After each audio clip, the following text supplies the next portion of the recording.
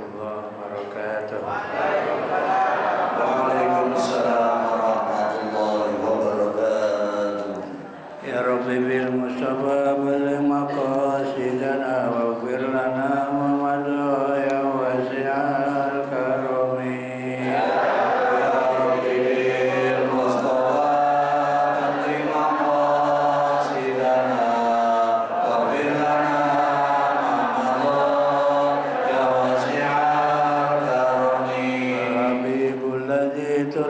Syafa'atu likulli awlim minal awali muqta'imi. Ya Rabbi bil Mustafa balligh maqasidana waghfir lana ma madha ya wasi'al karami. Da'a ilallahi fal mustamsikuna bihi mustamsikuna bihablil ghairi munfasimi. Ya Rabbi bil Mustafa balligh maqasidana waghfir lana ma madha ya wasi'al karami. Allahumma salli wa sallim alhamdulillahi rabbil alamin wa bihi nasta'inu ala umurid dunya waddin. Wassalatu wassalamu ala asrofil anbiya'i wal mursalin sayyidina wa maulana Muhammadin Sallallahu alaihi wasallam wa ala alihi wa sahbihi ajma'in, amma ba'd. Al-mukramun para ulama, para asatidzah wabil khusus guru-guru kita, para ustaz, para furqan, Mukarram Ustaz Abdul Hamid Mustafa, Mukarram Haji Ahmad Habibi, dan segenap pengurus Majelis Salim Ukhuwah Islamiyah, segenap pengurus masjid wabil khusus Kuwait Rasyid Baitur Rahman. Bapak Ibu sekalian yang saya hormati, alhamdulillah, mari sama-sama kita panjatkan puji syukur kehadirat Allah Subhanahu wa taala yang pada kesempatan malam hari ini kita bisa hadir kembali pada taklim rutin yang dilaksanakan setiap hari Ahad pagi. Salawat serta salam mari sama-sama kita sampaikan kepada penghulu alam, junjungan Nabi besar kita Muhammad Sallallahu alaihi wasallam. yang mudah-mudahan kita semua akan mendapatkan syafaat dari Rasulullah SAW. Amin. Baik, tanpa berpanjang kalam, ayat wa Dauda.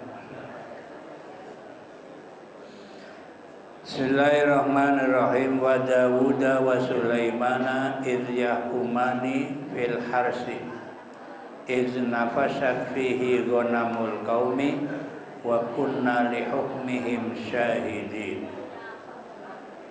Wa Dauda ay wadhkur, dan ingatlah terhadap Nabi Daud, artinya ingatlah cerita Nabi Daud, wa Sulaimana, dan Nabi Sulaiman. Ini ayah sama anaknya, Nabi Daud bapaknya, Nabi Sulaiman anaknya. Yang Daud ini yang membunuh Raja Jalut, ya. Karena dulu ada namanya Raja Talut sama Raja Jalut. Jadi ketika berperang, Nabi Daud membunuh Raja Jalut. Dan ingatlah kepada Nabi Daud dan Nabi Sulaiman ai qissatahuma, yaitu kisah keduanya. Artinya cerita Nabi Daud dengan Nabi Sulaiman. Wa yubdalu minhuma, dan dijadikan badal minhuma dari keduanya, dari Nabi Daud dan Nabi Sulaiman. Itu dari sisi bahasa. Idh yahkumani fil harsi, ketika mereka berdua, Nabi Daud, Nabi Sulaiman, menghukumi di dalam masalah harsi. Harsi itu tanaman. Jadi Nabi Daud sama Nabi Sulaiman memberikan satu keputusan, ya, hukuman, ada peristiwa tentang tanaman. huwa zar'un au quramun, yaitu yang dimaksud adalah ladang atau tanaman, au quramun atau pohon anggur.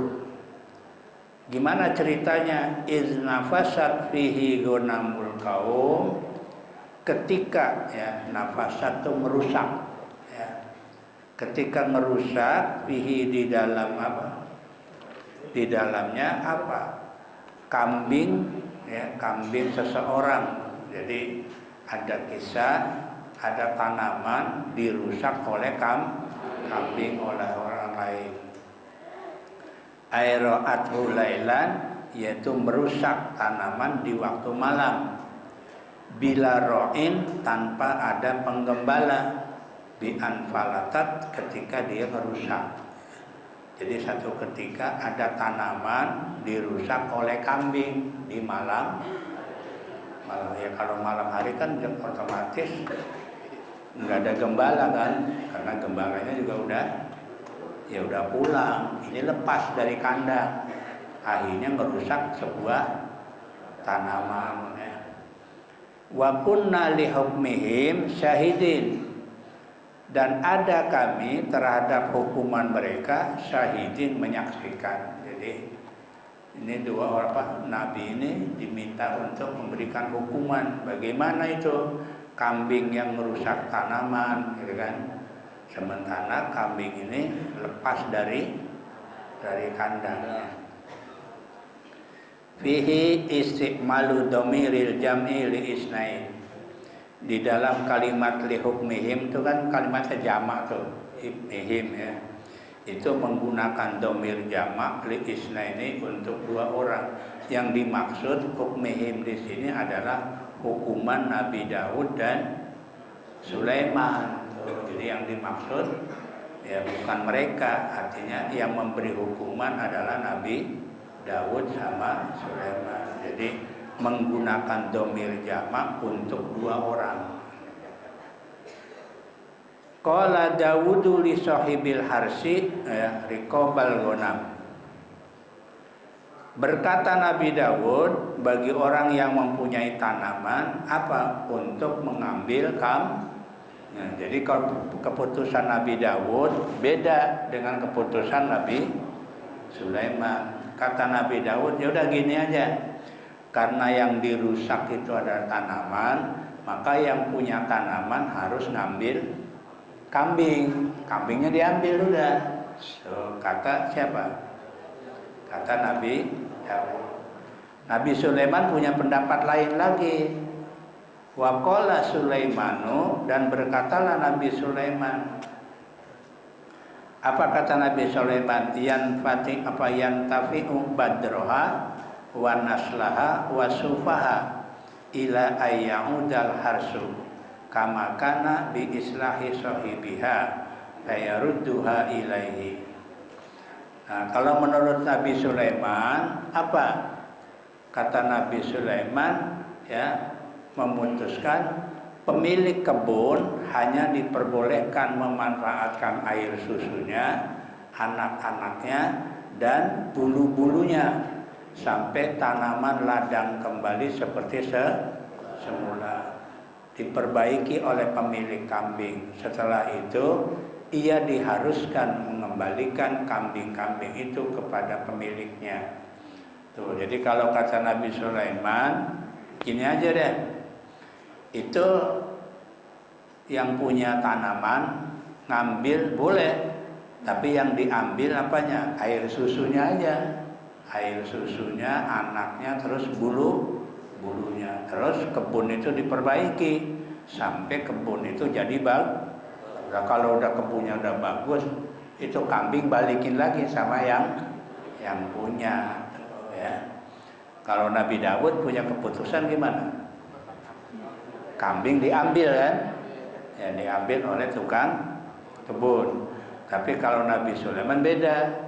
Boleh tukang kebun ngambil kambingnya, tapi yang diambil apanya? Manfaatnya aja, susunya ya. Terus bulu-bulunya, anak-anaknya. Terus tapi tanamannya diperbaiki. Kalau udah bagus balik lagi, ya balikin lagi kambingnya sama yang itulah keputusan Nabi Sulaiman. Fafahamnaha Sulaimana, maka kami berikan paham ya hukuman ayil hukumata, yaitu hukuman kepada Nabi Sulaiman. Jadi Allah memberikan paham kepada siapa? Ke Nabi Sulaiman. Wa hukmuhuma bijtihadin wa raja'a Dawudu ila Sulaimana wa qila wahyun wasani nasikhun lil awal. Dan hukum keduanya tuh Nabi Dawud sama Nabi Sulaiman bijtihadin itu dengan berdasarkan Jadi tadinya Nabi Sulaiman sama Nabi Dawud memutuskan perkara tadi dengan cara ijtihad. Artinya ijtihad itu pemikiran sendiri. Tapi waraja'a Dawudu, maka kemudian kembalilah Nabi Dawud kepada pendapatnya Nabi Sulaiman. Akhirnya Nabi Dawud pasrah, nurut kepada pendapatnya Nabi Sulaiman. Dan satu riwayat wahyun, satu riwayat hukuman keduanya itu adalah wahyu. Jadi bukan ijtihad, tapi berdasarkan wahyu. Wasani nasikhun lil awal. Keputusan yang kedua itu mengganti nasikh. Nasikh itu merubah ya keputusan yang pertama. Keputusan kedua siapa? Sulaiman. Keputusan pertama Nabi Dawud. Maka keputusan yang kedua merubah keputusan yang, jadi yang diambil siapa? Ya, keputusan Nabi Sulaiman. Wa kullan ataina hukman wa ilma, dan keduanya ya salah satu ya minhuma dari keduanya kami berikan kepadanya hukuman ya. Hukman yaitu hukum. Apa yang dimaksud nubuwatan, yaitu jadi ya, kenabian. Artinya dari keduanya itu ternyata dua-duanya memang apa dijadikan nabi. Wa ilman, dan ilmu, bi umurid dini ya, dengan perkara urusan agama. Jadi kedua-duanya ini diberikan oleh Allah, dijadikan nabi ya. Di samping dijadikan nabi juga diberikan Inilah kelebihan Nabi Dawud.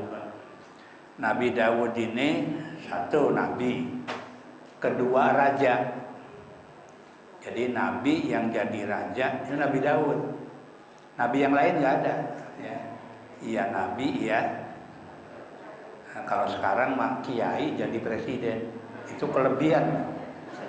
Iya, kiai jadi itu kelebihan. Siapa? Gus Dur, hebat. Jarang kiai jadi presiden, ya kan? Dia kan ditunjuk, ya kan? Bukan dipilih, dia ditunjuk kan? Diangkat oleh waktu itu oleh apa?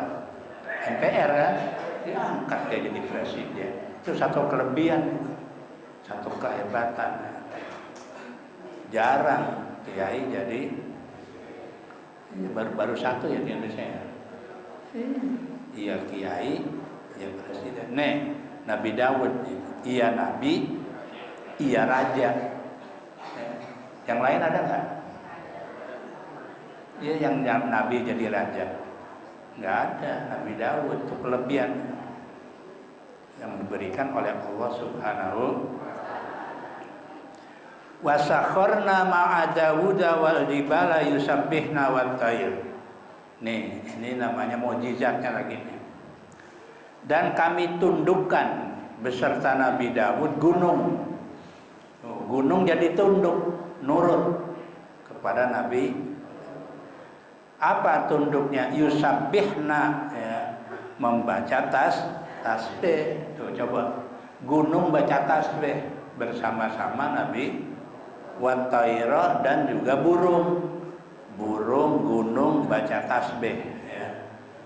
Iya baca tasbih ya subhanallah kan. bersama-sama Nabi.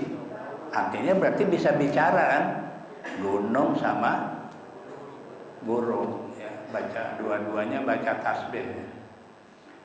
Kadzalika sakhara litasbihi mahu li amrihi bihi iza wujida fatratan liamsita lahu. Demikian ya kami, kata Allah ya, apa, nurut ya, sakhara dua-duanya nurut, gunung sama burung, apa, litasbih untuk membaca tasbih ma'ahu bersama Nabi Daud, dua-duanya nurut baca tasbih ya, li amrihi atas perintah Nabi Daud bi dengannya. Jadi untuk membaca tasbih nurut tuh, gunung baca tasbih, terus burung baca tasbih. Ini satu mukjizat yang diberikan oleh Allah Subhanahu wa ta'ala ya. Yusabbihna wa tayra ya.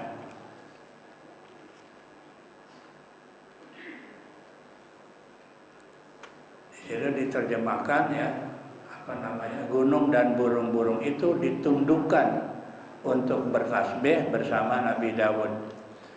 Ya, Nabi Daud memerintahkan gunung-gunung dan burung-burung itu ikut bertasbih bersamanya bila ia mengalami kelesuan ya.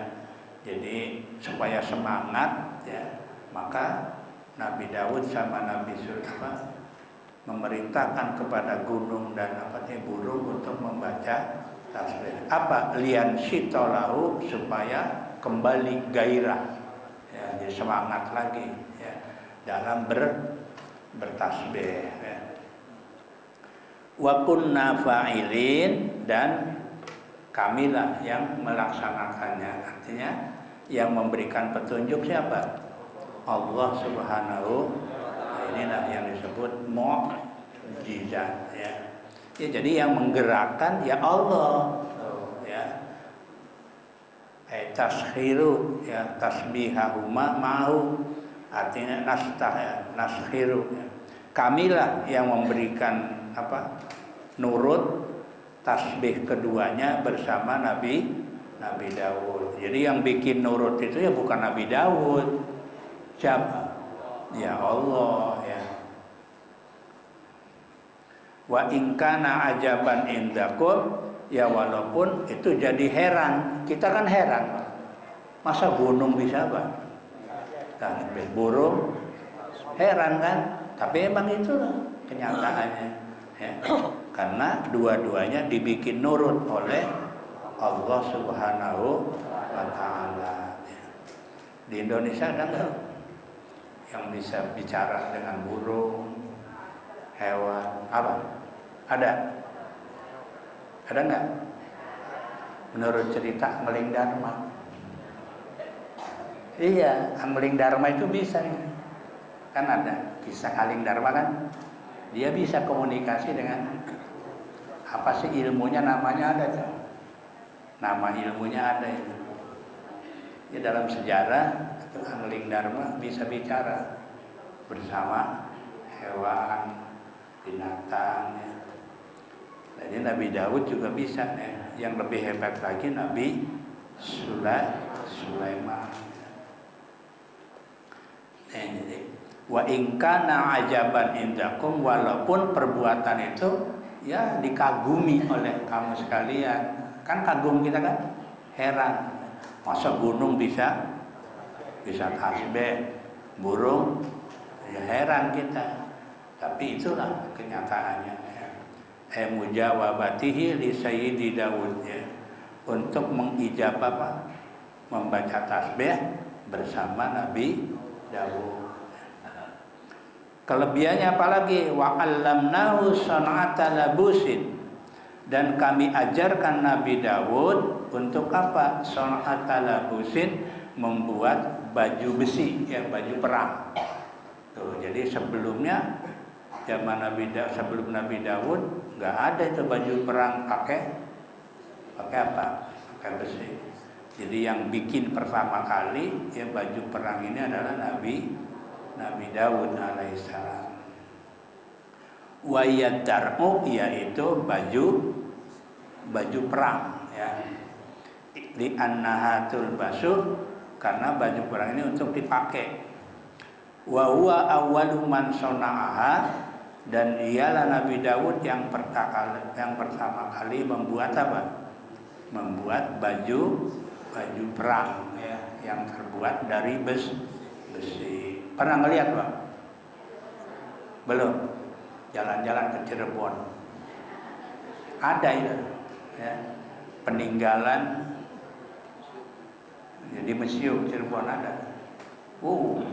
Kita nggak kuat itu makainya, itu orang berat besi ya, ada itu.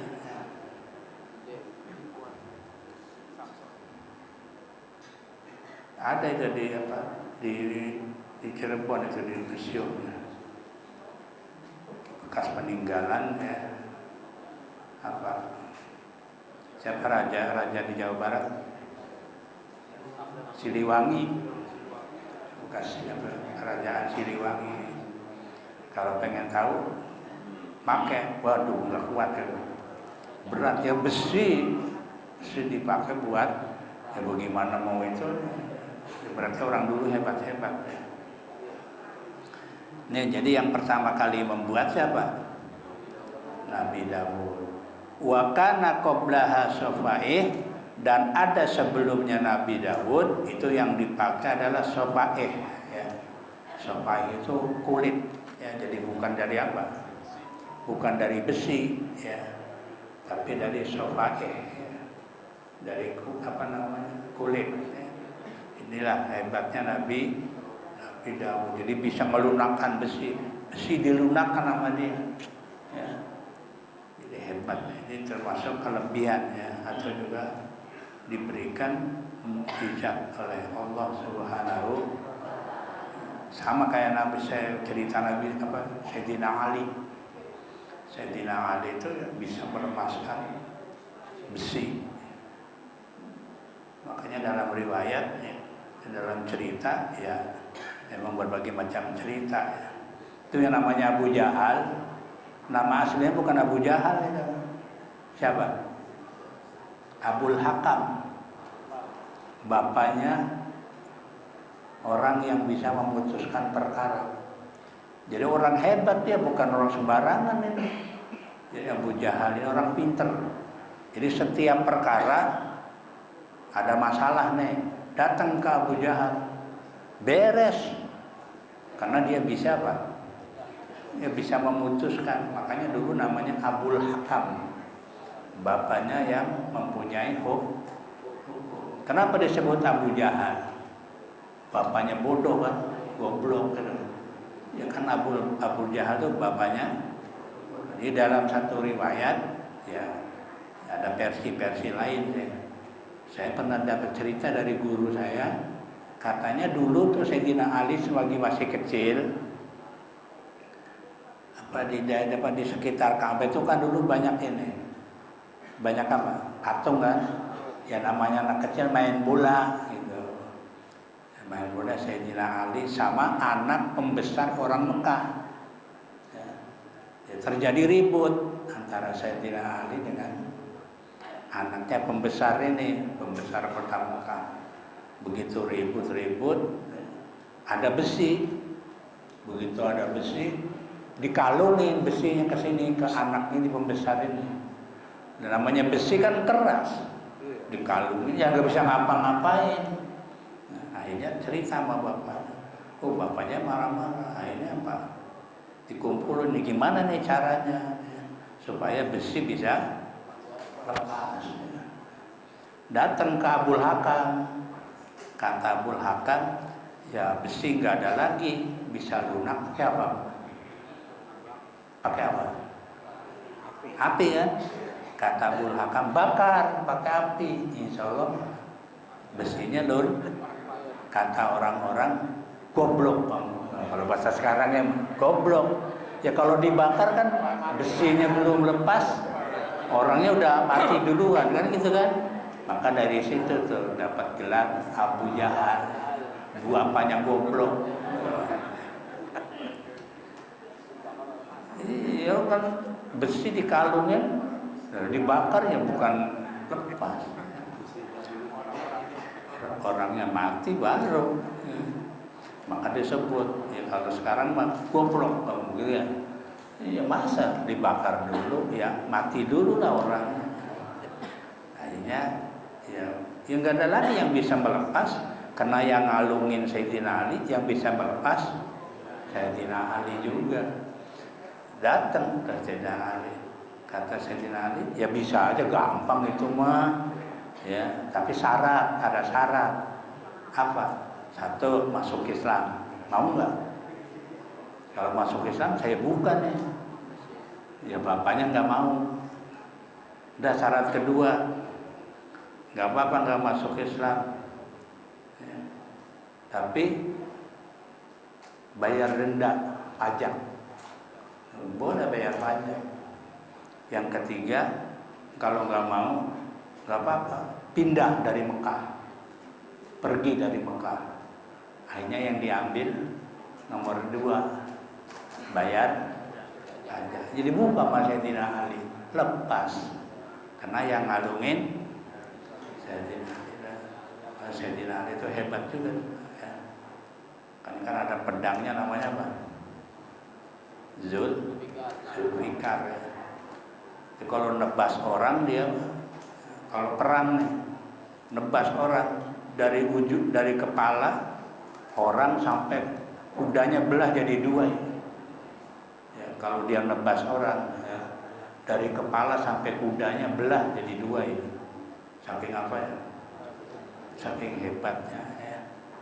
Susah itu. Ya. Nih, jadi baju besi ini dibuat pertama kali oleh Nabi Daud alaihissalam. Jadi wa 'allamnahu san'ata labusin, ya. Kami ajarkan Nabi Daud membuat baju besi lakum, bagi kamu sekalian, fi jumlatin nas, ya, untuk seluruh manusia, linuh sinakum, untuk kami menjaga kalian. Tuh, jadi baju besi ini untuk menjaga min baksikum, dari bahaya kamu sekalian. Bahaya apa? Harbikum ma'adaikum, ya, peperangan kalian beserta musuh-musuh kalian. Jadi baju besi ini untuk menjaga diri dalam peperangan, ya. Linuh sinakum, bin nuni pakai nun, linuh sinakum. Jadi kami, maknanya jadi kalau pakai nun, kami menjaga kamu sekalian. Wa bitahtaniyati li Daud, dan boleh dibaca dengan tak di atas. Jadi gimana? Lituh sinakum, ya. Kalau lituh sinakum berarti maknanya karena kamu menjaga kamu sekalian, ya. Artinya Nabi Daud yang dimaksud untuk menjaga dari musuh. Wabil fauqoniyah, kalau bitahtaniyah, ya, liyuh sinakum, ya, kan di bawah, titiknya di tuh. Jadi kalau litahtaniyah itu titiknya di bawah, berarti liyuh sinakum. Kalau liyuh sinakum maknanya agar Nabi Daud menjaga kamu sekalian, gitu. Jadi baju besinya bisa untuk menjaga. Wabil fauqoniyati lil labusi, dan bisa dibaca tak di atas. Jadi lituh sinakum, ya. Jadi lituh sinakum boleh, liuh sinakum boleh, linuh sinakum boleh. Jadi berapa itu? 3, ya. Jadi boleh dibaca 3 qiraat. Linuh sinakum boleh, liuh sinakum boleh, lituh sinakum juga boleh. Cuma nanti maknanya beda-beda. Kalau linuh sinakum kami, kalau liuh sinakum Nabi Daud, ya, lituh sinakum kamu. Jadi maknanya beda-beda. Min basikum, dari bahaya kamu sekalian, ayat apa? Harbikum, dari musuh, apa, dari peperangan kalian bersama musuh-musuh kalian. Fahal antum syakirun, maka adakah kalian, penduduk Mekah, bersyukur kepada Allah, atas nikmatku bitasdikir rasul, dengan membenarkan rasul, ai askuruni bidzalika, artinya kalian bersyukur kepadaku bidzalika, yang dengan demikian itu. Artinya kita harus banyak bersyukur pada Allah atas kenabian Nabi kita Muhammad Sallallahu Alaihi Wasallam. Ya, itu saja Bapak Ibu sekalian. Ya, kita nanti berikut Nabi Sulaiman ya. Wasakharna li Sulaiman ar-riha. Ya. Jadi nanti kita akan cerita Nabi Sulaiman yang bisa menggerakkan angin dan semua, ya hampir semua makhluk tunduk kepada perintah Nabi Sulaiman. Ya. Bahkan jangankan manusia, jin aja nurut. Ya, jin aja nurut kepada Nabi Sulaiman alaihissalam. Saja Bapak Ibu sekalian yang bisa kami sampaikan, kurang lebihnya mohon maaf. Assalamualaikum warahmatullahi wabarakatuh.